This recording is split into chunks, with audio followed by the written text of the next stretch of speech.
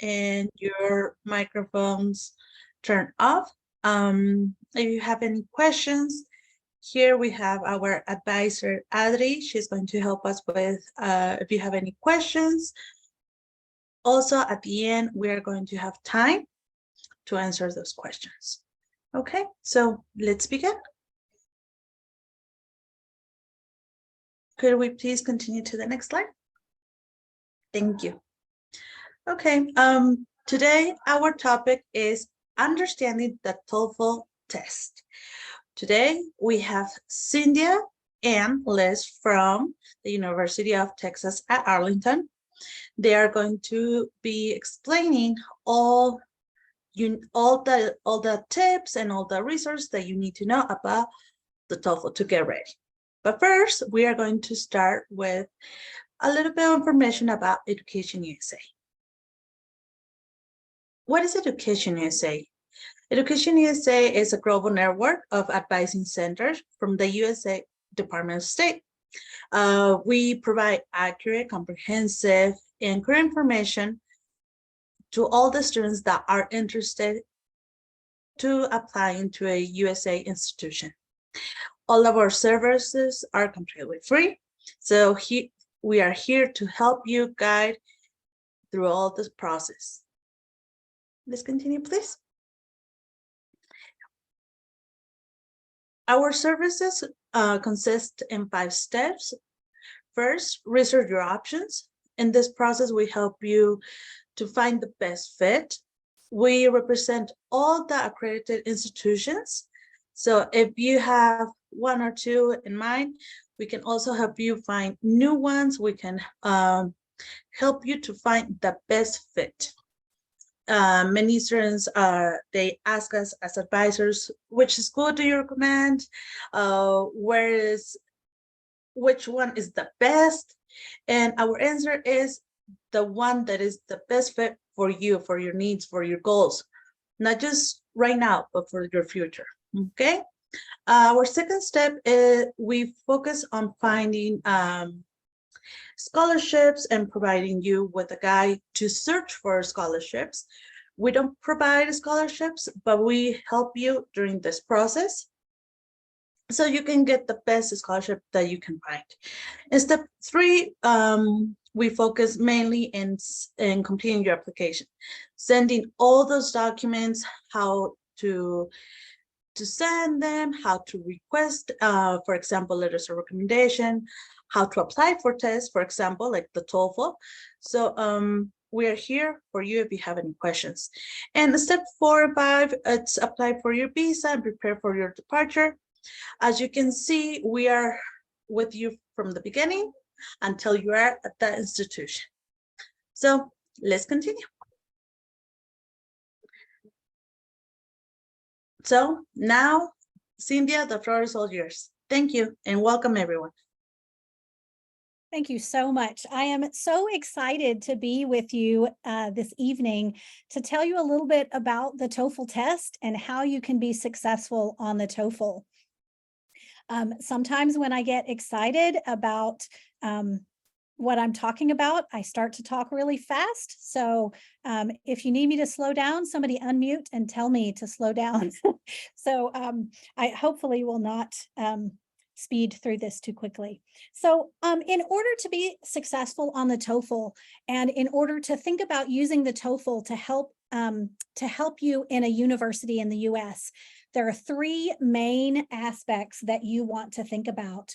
So the first really super important thing that you need to know is the test itself. So we're going to spend most of our time tonight talking about the TOEFL test and what it looks like and what you will do when you take a TOEFL test. And I'll give you lots of tips for how to be successful and to prepare for the TOEFL. But in addition to just knowing the test, you need to know the expectations of the university or universities that you're applying for so that you know what to shoot for on your test. And you also need to know your options because in some cases, the TOEFL might not be the best test for you. So we will talk about all of those, starting with knowing the test. So The reason you want to know the test is because if you know what you'll have to do when you walk into the room to take the test and you practice those skills ahead of time, you will get a better score. I actually recently heard a story about a native English speaker who decided to take the TOEFL test with absolutely no preparation. They didn't have any idea what was on the TOEFL test. And even though they were a native speaker of English, they did not get a perfect score. They got a 105, which you'll understand later what that means. It's a good score, but it's not perfect by any means. And the reason is because they were surprised by some of the things that they had to do on the test. So I don't want you to be surprised by anything that you have to do on the test. So today I'm going to help you understand what the test looks like. So when you take the TOEFL test, you will have 4 sections. You'll have a reading section, a writing section, a speaking section, and a listening section. And each of those sections is equally important. They are each worth 30 points for a total of 120 for the entire test. So I'm going to walk you through what each of these sections includes and how to prepare for them. So the overall TOEFL test takes a little more than 3 hours when you go to take it. In the reading section, you read passages and answer questions, and you have somewhere currently, under the current version of the TOEFL IBT test, you have 30 to 40 questions, and you have about an hour to do that section of the test. On the current listening section, you answer questions about lectures and discussions that you've listened to, and you have 28 to 39 questions, again, for a little bit less than an hour. So you're in the room for almost 2 hours, and then you take a 10-minute break. After your break, you come back to complete your last 2 sections. Your speaking section is one where you talk about familiar topics. You talk about things you already know about, or you discuss things that you heard or that you read. In the speaking test, you have 4 tasks and you have 17 minutes to do those. And then in the writing test, you write a response to a reading passage and to a recording. You have 2 essays that you have to write, and you have 50 minutes. Now, the reason I said at the beginning of this slide that this is the current TOEFL IBT test is because the TOEFL test is changing as of July 26th. So in just a few weeks, the TOEFL test will be shorter and it will be a little bit different. So as we go through each section, I'll talk you through the changes that are coming. But currently, if you are planning to take the TOEFL in the next 2 to 3 weeks, your test will look exactly like it looks on the screen. Okay. Now, in your reading section, the reading section is going to test your academic reading skills. So when I say academic reading skills, I don't mean that you have to read an academic research article. I mean that you are going to have to read something similar to a university level textbook and answer questions about it. So currently there are 3 to 4 passages that you read. They are each around 700 words, and they are taken from university level textbooks. For each passage, you will answer 10 multiple choice questions. And as I said before, you have about an hour to do that. Now, on the new TOEFL coming on July 26th, you will only have 2 passages to read with 10 questions each. So this section of the test will only be 35 minutes long and will only have 20 questions. So it will be shorter, but it will still be worth 30 points. So the point values don't change for the overall section, but the section itself will be shorter, and that's actually better. It gets you out of the room in 2 hours instead of in more than 3 hours. But let's talk about reading specifically. How can you prepare for the reading section of the test? So the first thing you can do is practice general academic reading skills. Get some academic textbooks. You can find so many of them online, and read them. Read pieces of them. Make sure you're understanding what you read, and make sure that the vocabulary that you're seeing a lot is familiar to you. Again, don't go get books that are for graduate students or that are research articles. You want a freshman level textbook in something like science or history or English or something like that, okay? Another thing I strongly recommend that you do is take practice tests. Now, certainly you should take some TOEFL practice tests, and you can find many of them online. ETS.org is the best place to find them because ETS creates the TOEFL test, and they provide wonderful materials to help you prepare for the TOEFL test.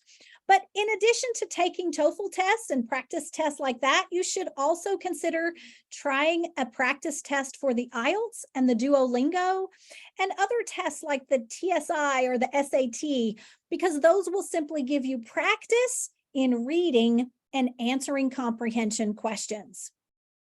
Now, you should be reading a lot, and when you're reading, you should ask yourself questions. So read a paragraph or two and then stop and say, okay, what was the main idea of that paragraph that I just read? What was it about?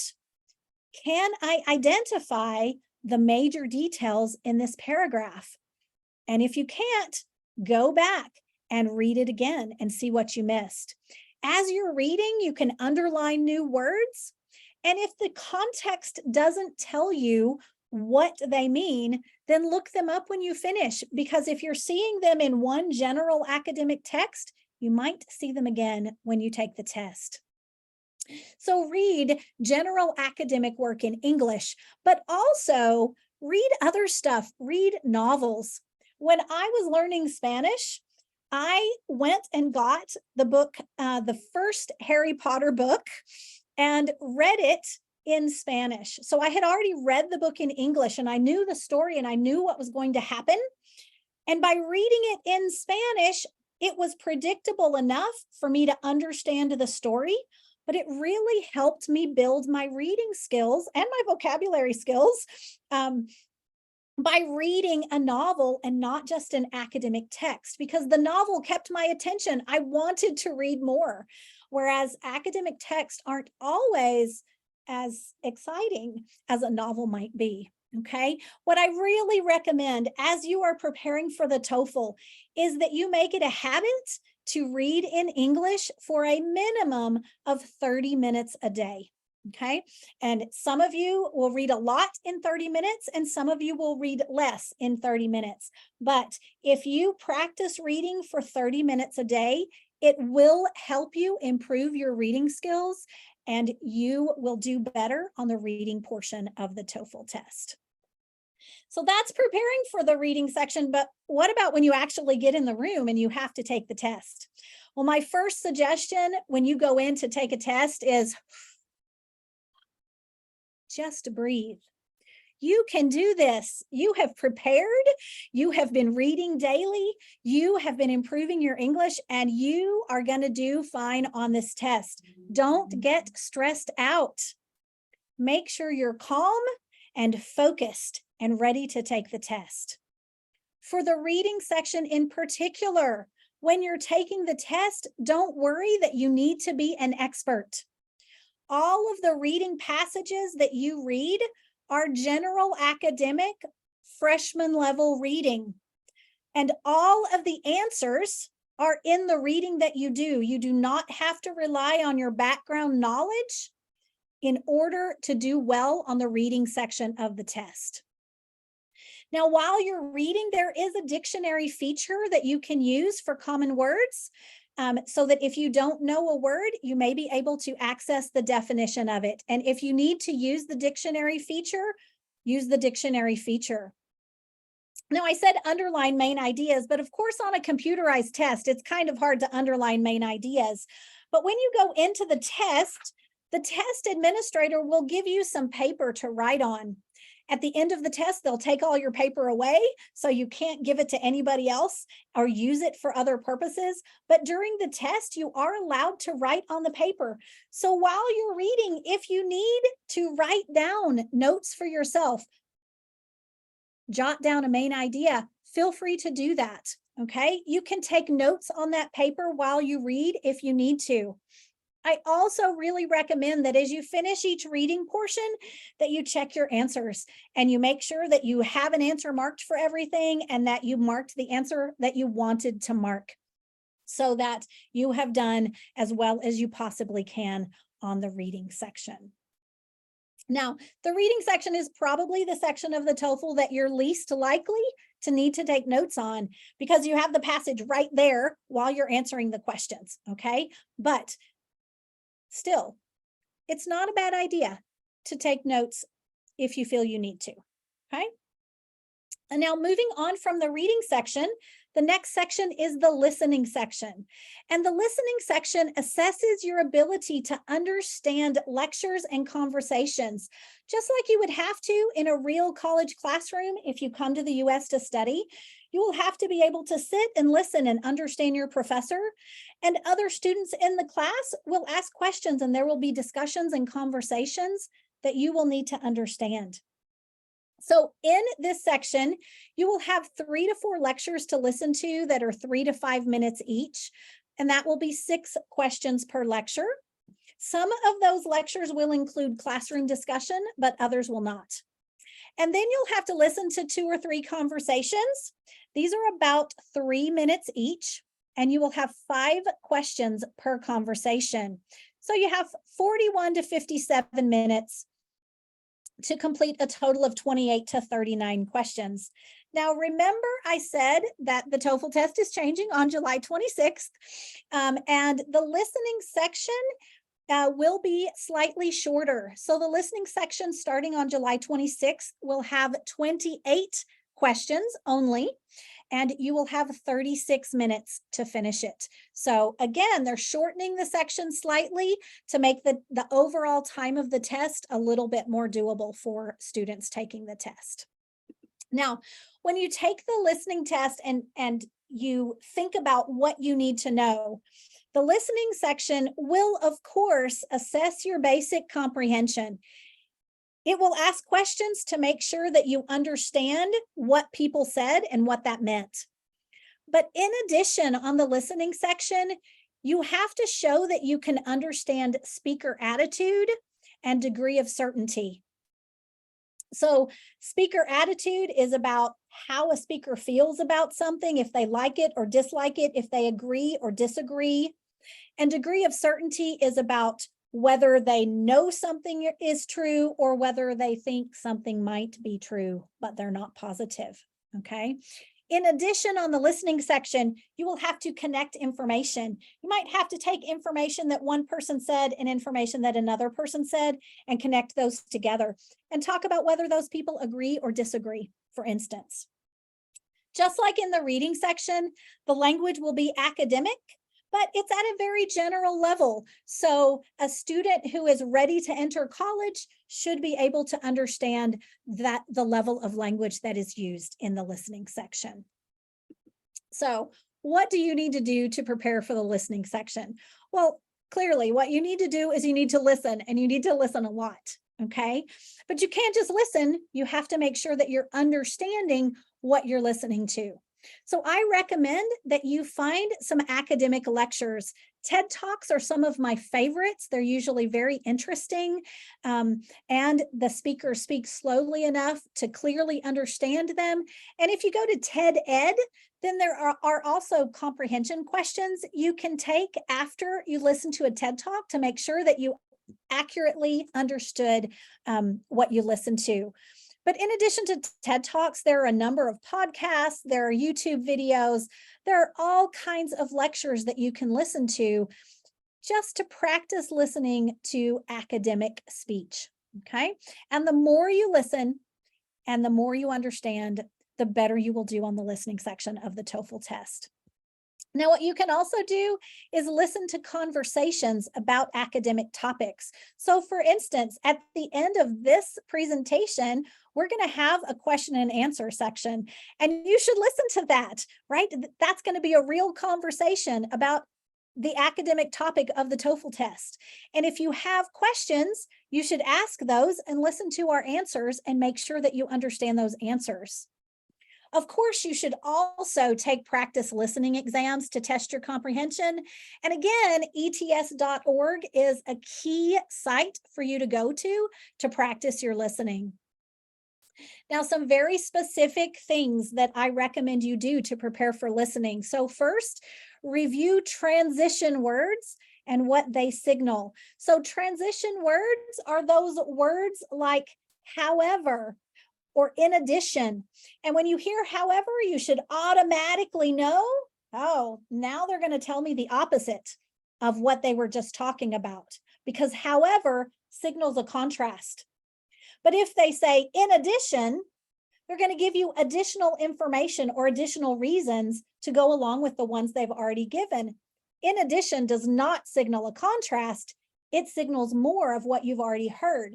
So when you're listening, those transition words can be really helpful in helping you understand how different people feel about the topic. So you should definitely make sure that you know and understand transition words. In addition, you should review intonation and stress and what they signal. So for instance, I am proudly from the grand state of Texas in the US, and I am confident that the capital of Texas is Austin. And my intonation should have said that I was certain of this fact. But if I were to say, the capital of Texas is Austin, and raise my intonation at the end, it would signal that I am not sure about that. My degree of certainty is less. So review intonation and stress and what they signal, because they will help you determine degree of certainty of your speakers when you're listening to them. For listening, it's also super, super important that you practice your note-taking skills, because once you listen, it's gone. On the reading section, you can refer back to the reading and you can look for the answer in the reading if you need to, but you do not have that luxury on the on the listening part. So you need to be able to take good notes, and you need to be able to write down the important things so that your notes give you enough information to use to answer the questions at the end. Another way to practice your listening is that when you watch TV in English, turn the subtitles off and just listen. And then if you need to rewatch the episode with the subtitles on to see if you understood, you can, but you need to practice listening without having native language support, because you will not have that during the TOEFL listening portion. Really, you should be listening to English every single day, even if it's the radio or a TV show, or it would be great if you have a friend you can converse with, but even if you don't, find a way to listen to English every day and to check your comprehension.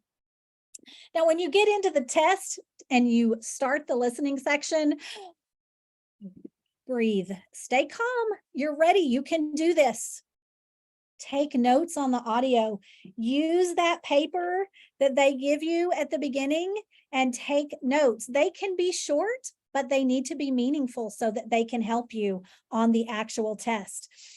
Focus on the details, but make sure that you can identify the main ideas of the listening that you have. Make sure you think about the attitude of the speakers. How do they feel about that topic?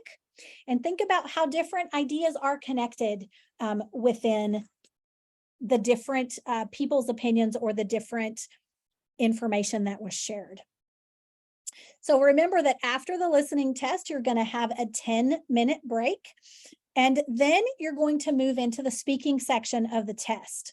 Now, the speaking section assesses your ability to speak English in academic settings. So currently, there is one independent speaking task where you respond with your own ideas, opinions, and experiences. And there are 3 integrated speaking tasks where you respond after listening to a lecture or reading a passage.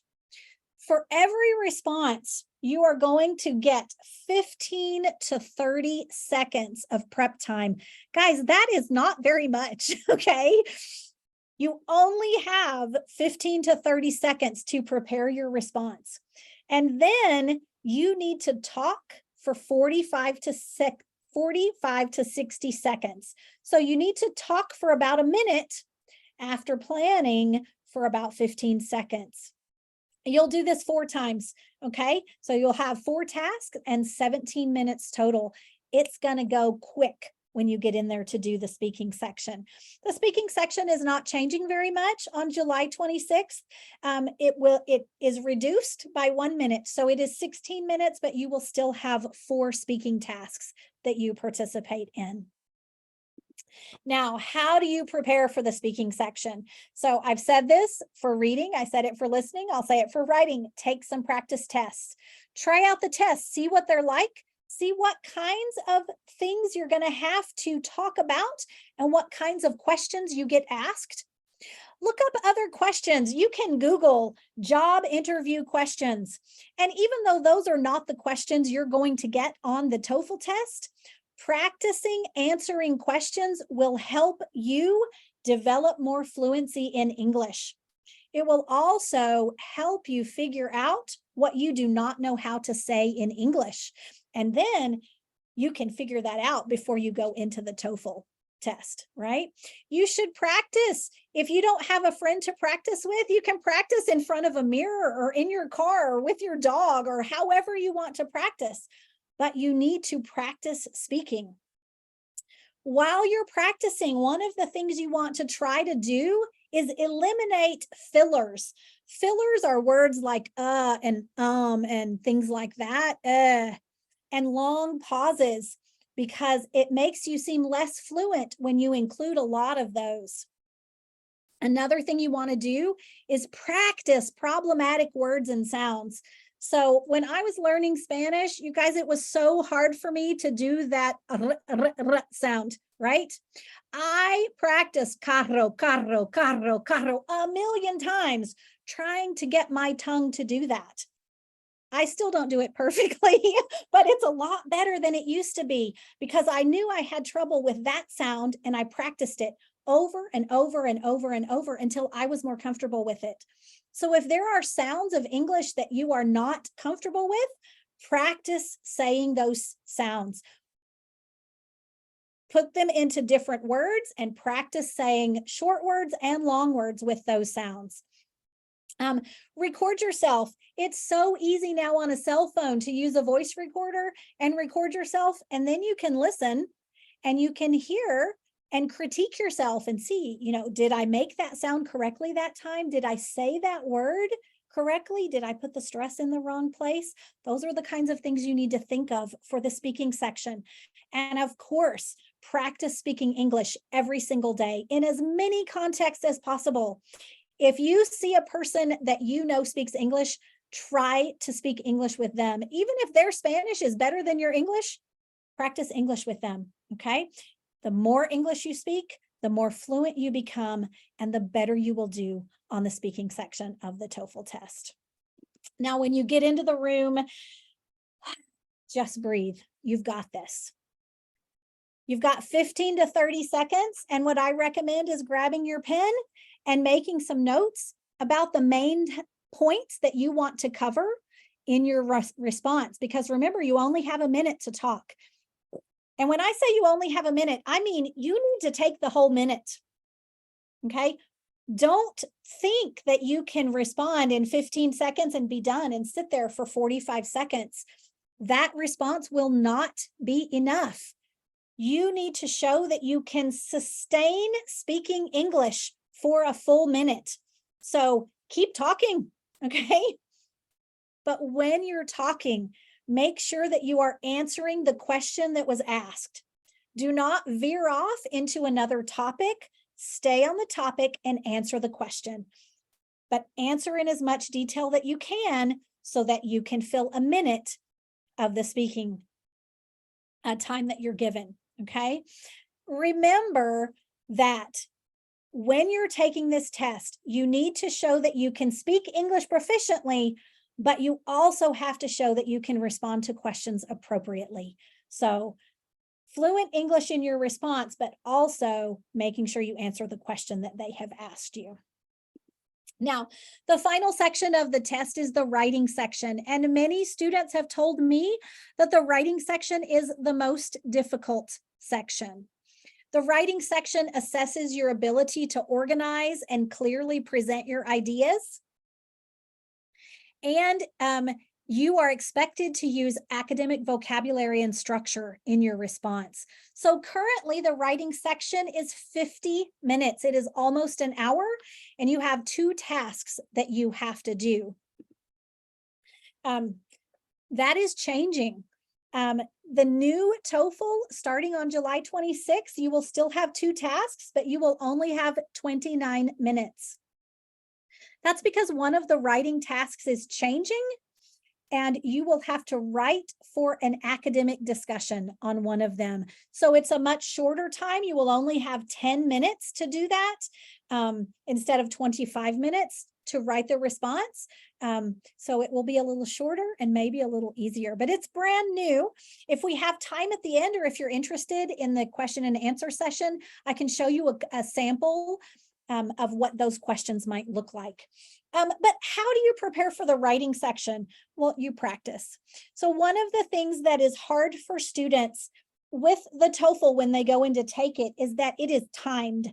Okay, you have a particular amount of time to do your writing, and students are used to having a much longer time to write. So you should practice timed writing. Okay, find a question that you want to answer, set a timer on your phone, and only allow yourself to write until the timer goes off, and then see, was I able to actually say everything I wanted to say in that amount of time? Did I organize it correctly? Did I get an introduction and a conclusion at the end? Or did I miss my conclusion because I ran out of time, right? So you need to practice timed writing so that you are ready to write on a timer, okay? One of the really important things about practicing writing is that often when you're writing, you'll run into a grammar problem that you're not sure how to solve in the moment. Right? So when you run into a grammar problem and you're not sure how to structure a sentence effectively in English, then if you've practiced, then you have the luxury after a practice to go review the rules and figure out that grammar rule so that you know how to do that correctly when you're actually taking the test. You should review standard essay structure in English, introduction, 2 to 3 body paragraphs, and a concluding paragraph. And you should also review organizational strategies like brainstorming and outlining, because it's not just the English you use in your writing that you are scored on. You are also scored on how well organized your writing is. And if you go in and you write for 25 minutes and it's all one big, huge, massive paragraph, then you will not get very many points for organization, because paragraph structure is what tells us how you organized your thoughts. So make sure that you have reviewed things like outlining that will help you organize your essays. Take practice writing tests of all genres. Review your grammar. I said that already, but also your spelling and your punctuation. It's hard for essay readers sometimes when you misspell a word to really understand what word you mean. And if you don't use sentence punctuation like commas and periods appropriately, then we also have a hard time following your thought process. So review your grammar, your spelling, and your punctuation. Have others read and help you correct your writing. These could be friends, these could be teachers, these could be your parents if your parents are English speakers. These could be so many people. There are even online tutors that you can hire that can help you read and correct your writing so that next time when you write, you're a better writer. Okay, it's important for you to be able to look and find your mistakes and to be able to correct them. And of course, as I've said, with all of the other skills, you should write in English every single day. This might be journaling, it might be emails, it might be Facebook posts, it might be all kinds of things, but make sure that you are practicing writing every single day. And then when you get in there to take the writing test, you can breathe because you know you're ready and you're prepared. When you take the writing test, start with brainstorming and outlining to help you organize. Make sure you begin with an introduction and you end with a conclusion. And in between those things, you should have several detailed body paragraphs. And at the end, make sure that you have saved time to read your essays and to correct any mistakes that you find. Okay. Now, I said, know the test. So now you know a little more about the test, but I also said that you need to know the expectations. So the TOEFL has 4 sections. I said they're each worth 30 points. Even under the new version, they will still each be worth 30 points. So a total of 120 possible points. A score of 100 is an excellent, excellent score. But you need to know what your university requires. So I work at the University of Texas at Arlington, and at UT Arlington, we don't require that every student have an excellent score, but we do require that every student have a good score. So UT Arlington requires a minimum of 79 on the TOEFL, but some departments will require a higher score than that. So you need to look at what your university requires, but also what your major department requires in order for you to be accepted. Now, you also need to know what's going to happen if you don't get the required score. So maybe your university requires a 79 and you get a 76. What's going to happen? Does that mean you don't get to study there? Well, that's not necessarily the case. You should ask your university about the possibility of a Pathways I-20 and visa. So a Pathways I-20 allows students to take English language classes and academic classes at the same time. So at UT Arlington, the English Language Institute offers a Pathways program where students who don't quite meet the required TOEFL score can still come and study at UT Arlington, but they take classes in English with us in order to improve their skills at the same time that they're taking academic classes. So another question you need to know so that you know what the expectations are, you should ask whether your department or your university require minimum section scores or subsection scores. So at UT Arlington, as a university, we have not set minimum subsection scores, but some departments do require specific subscores. And here is the important part. If you're looking at getting a graduate degree in the US, and you want to be a graduate teaching assistant, this is a really sweet deal at UT Arlington because a graduate teaching assistant gets paid to be a student, okay? You help a professor in a class, but you get a paycheck and your tuition at least partially gets paid. So if you're a grad student, you should definitely be looking at the opportunity to be a graduate teaching assistant. But in order to be a graduate teaching assistant, you are required to get a minimum of a 23 on the speaking section of the TOEFL test. That's equivalent to a 7 on the IELTS, which we'll talk about in a minute. So what does your university require in terms of subsection scores? Now, at UT Arlington, the ELI offers a class for students who want to be graduate teaching assistants but don't have that score. And it's very common that many universities will offer a similar class. So you also need to know your options. So is the TOEFL your only option? So I've been talking about the TOEFL because the TOEFL is by far and away the most popular and the most widely accepted test. But there's also the IELTS and the Duolingo English test. And it's possible that one of these tests might be a better option for you depending on the university you're attending. So the IELTS test is very, very similar to the TOEFL test. It has 3 reading passages. It has 2 essays. It has 4 listening situations, but the speaking is different. In the speaking section on the IELTS test, you do a face-to-face interview with your examiner. And in that face-to-face interview, it's only 11 to 14 minutes long, and you have 3 parts. So it starts with a little mini interview, like 4 to 5 minutes, and they're just going to ask you questions about yourself. What's your name? Where are you from? What do you want to study? Why do you want to study that? Where do you want to study? Very general questions. And then you're going to be given a task and a topic, and you're going to have 1 minute to prepare. And then you have to give a 2-minute response. Okay. So the TOEFL, you only had to give 1-minute responses. On the IELTS, you have to give a 2-minute response, but only one time. Okay. Now, after that long turn, after you give that long response, then you and your examiner will discuss that task and topic for another 5 minutes. So you will be asked questions that you have to respond to.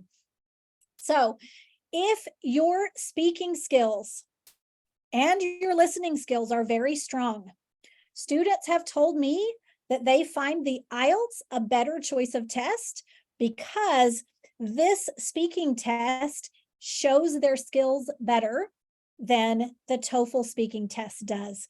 I have not taken both tests. I cannot tell you which one is better for you, but I am telling you what I have heard other students say is that if your speaking is really good, you might consider the IELTS, but you have to make sure that the university that you're applying to actually accepts IELTS scores.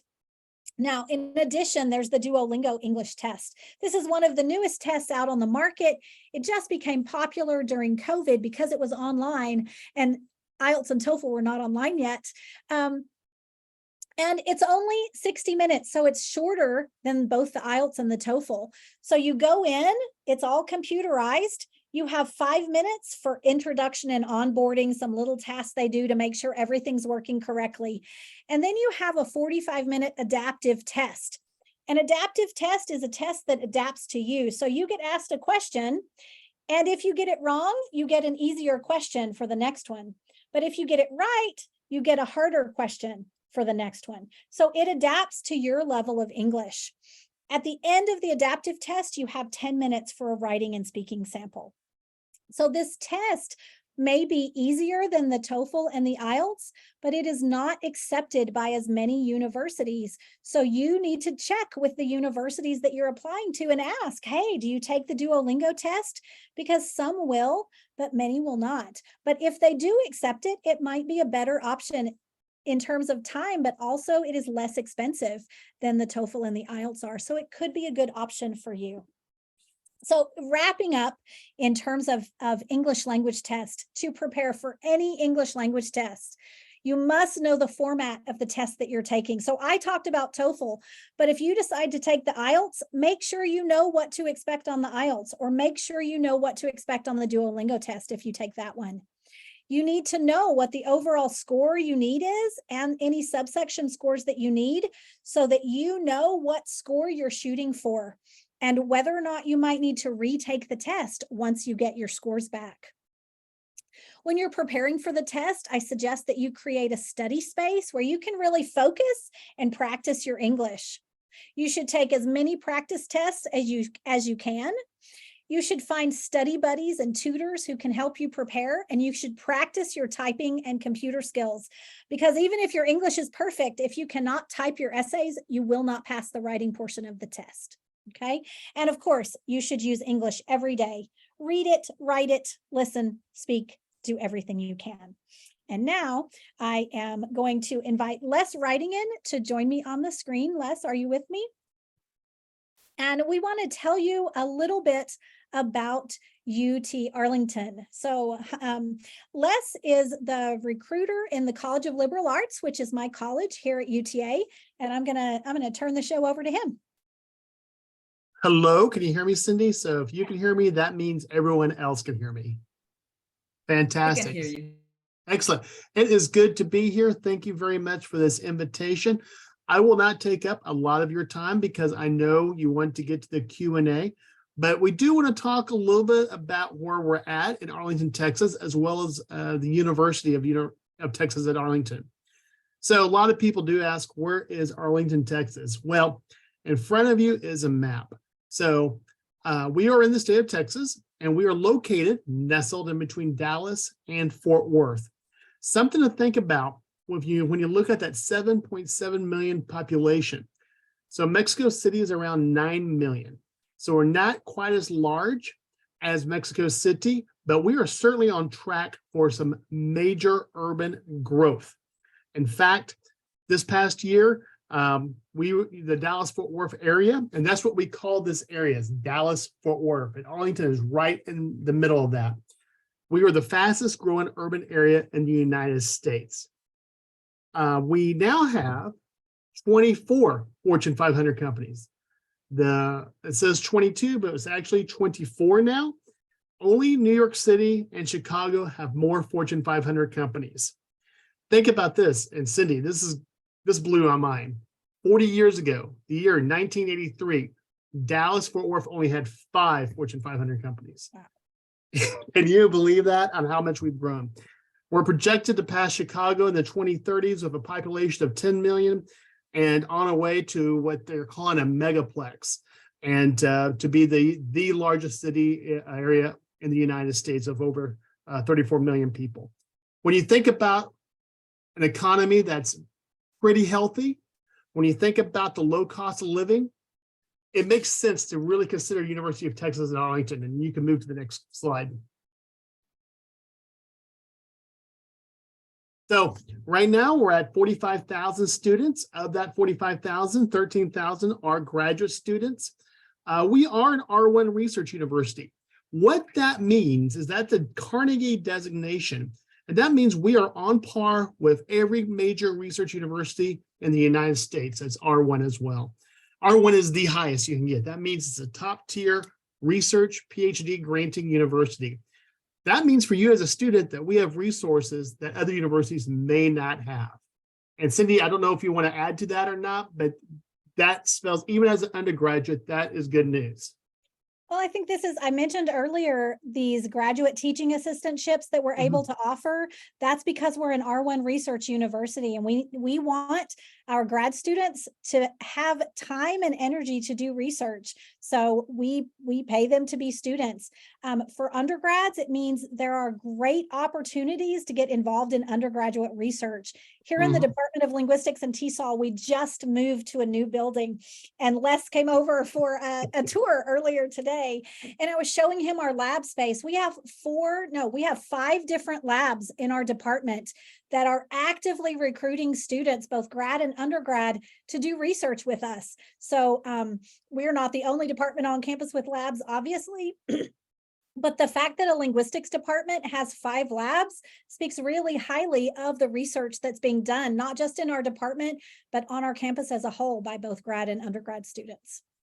Absolutely. And when you walk across campus, we truly are, we used to be the second most diverse, that might be in Texas, but the 5th most diverse in the nation, as ranked by the U.S. News and World Report. It's just a wonderful place to be at. 160 bachelor's and master's and doctoral programs as well. You can go to the next slide. So this is just an overview of this different colleges that we have. So it's a university, and under the umbrella of university, you have different colleges. So College of Architecture, Planning and Public Affairs, College of Business, College of Education, College of Engineering, and then you see the College of Liberal Arts, and that's where Cindy and myself are at. And just a real quick plug on liberal arts, we have 3 distinct areas, and our programs are underneath each of these areas. For example, we have the social sciences, and that's where Cindy is housed at in the Department of Linguistics. We also have arts and the performing arts, and we also have humanities. The other colleges, a College of Nursing, College of Science, and School of Social Work. You can go to the next slide.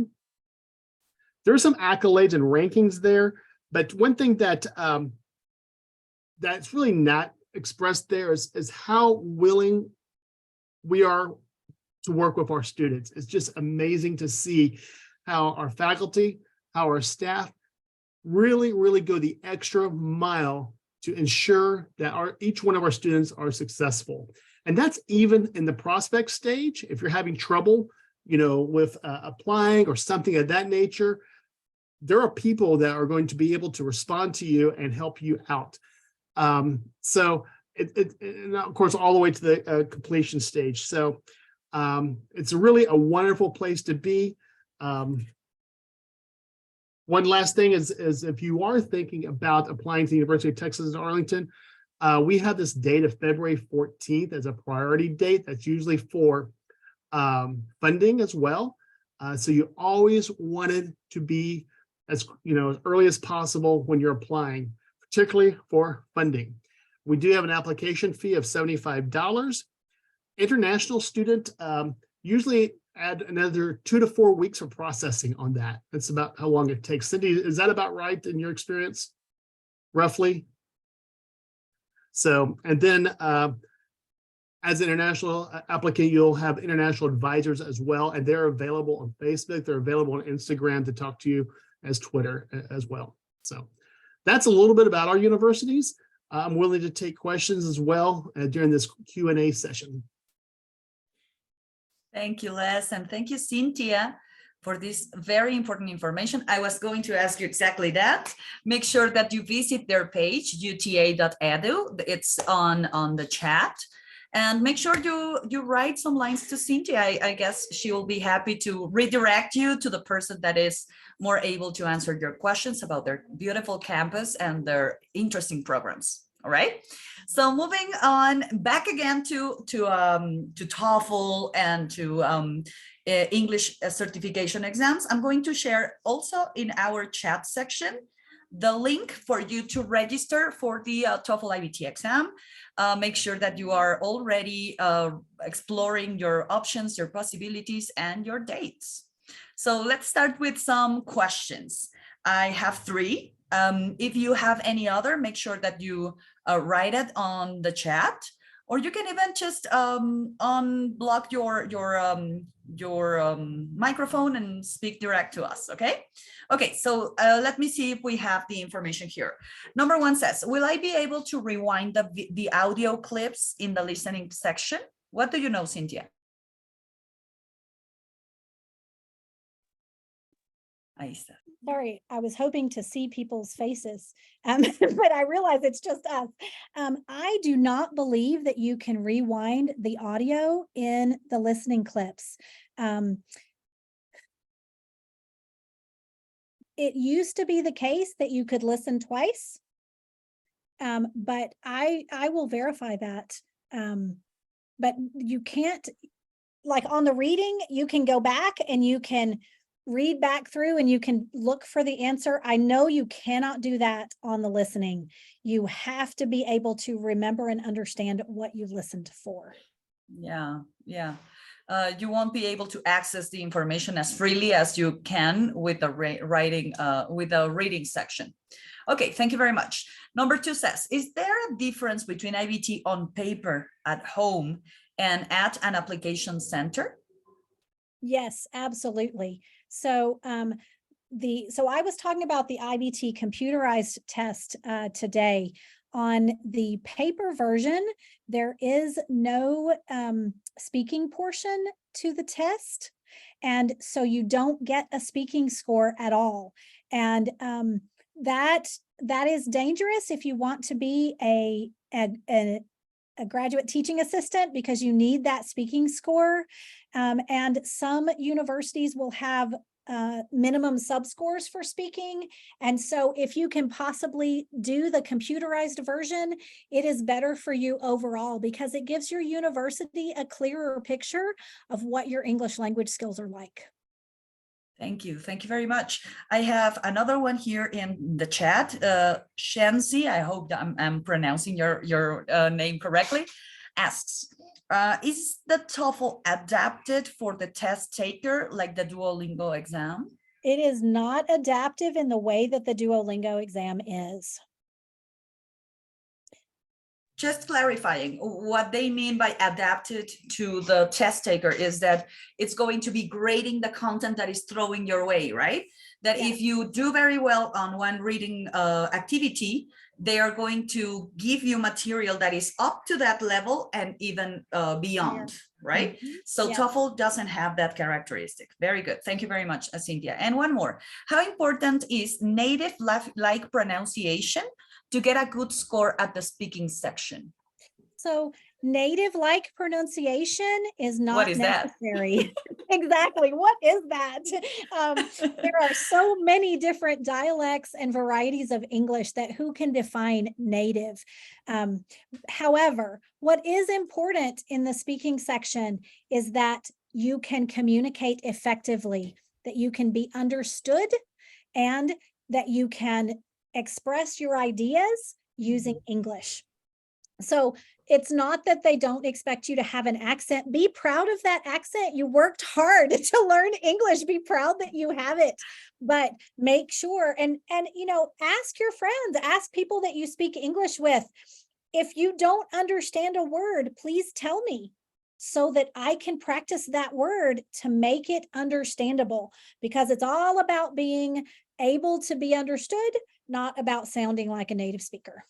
Yeah, exactly. Like what you were saying with the R in Spanish, right? It is important to practice your R if it is intervening to your message. If the message gets messy and it's not very well understood on the other side, you need to practice that sound in particular, or that word that is a little bit difficult. But otherwise, it is okay to have a native accent from Mexico or from El Salvador or from wherever you are joining us. Absolutely. All right. So thank you very much, Les. Thank you very much, Cynthia. Thank you, Adriana, Max.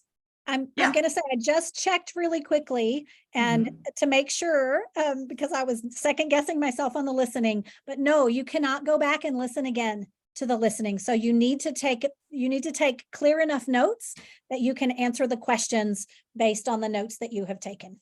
Yeah, thank you. Thank you for that. And that's very important. Another skill that you should be practicing right now is note taking.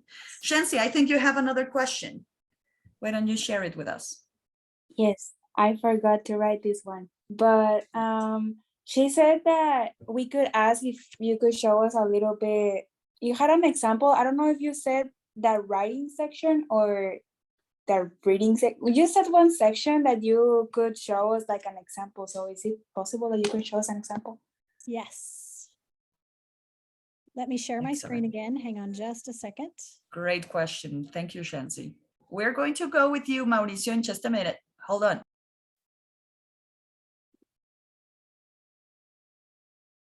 Okay.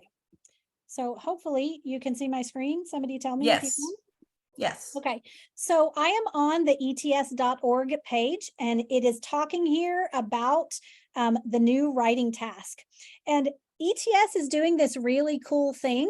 They have put up all of these questions, and every week until July 26th, they're going to add 2 additional questions. So you can hop on this. There are currently 22 questions posted. So here's an example of one. Maybe. Oh, here we go. Yeah, just a minute. Okay, so it says your professor is teaching a class on education. Write a post responding to the professor's question. In your response, you should do the following: express and support your opinion and make a contribution to the discussion in your own words. An effective response will contain at least 100 words. So here is the question down below the professor's picture. Companies now make computer games designed to help very young children learn.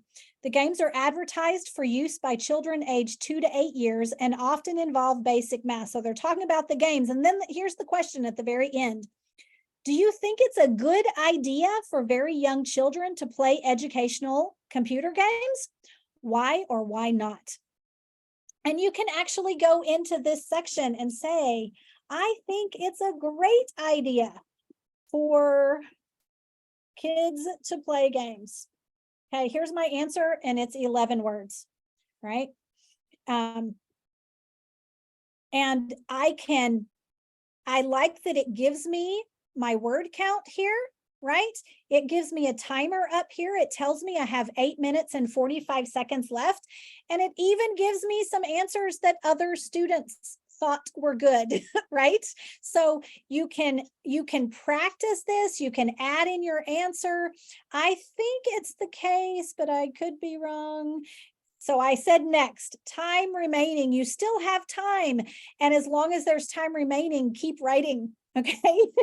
But if I If I click continue, then I can't return to it, right? So it's basically, they will give you a score at the end, okay? And my score in my very short response was a 1. So here is their good. rubric, and if you practice it, they will score it for you. Thank you very much, Cynthia. And I'm emphasizing here, this example is an independent task.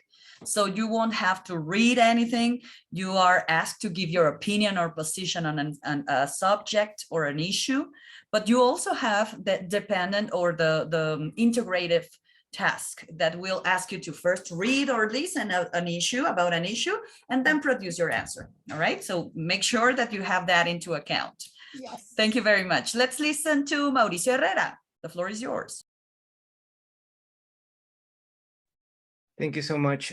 The last time I was taking TOEFL during the speaking section, the room got extremely noisy and highly distracting. So is there any kind of advice that you could give to all of us in order to prepare for that highly distracting environment? I'm telling this because once I heard a friend that was taking TOEFL was saying to me that, hey, most of the test takers, they finished the listening section earlier.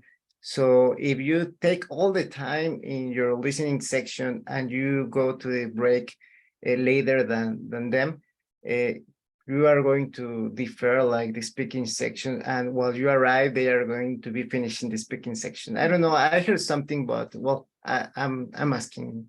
So that is a good idea to time your testing such that there aren't as many students doing the speaking portion at the same time.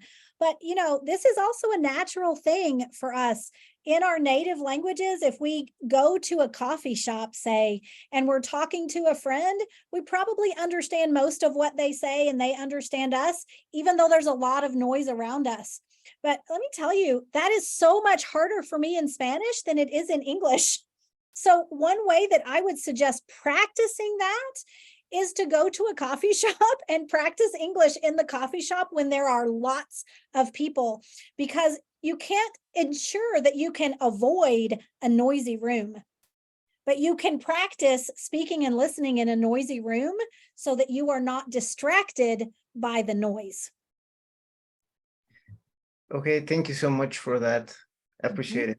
Sure. Thank you. Thank you. That is an excellent tip.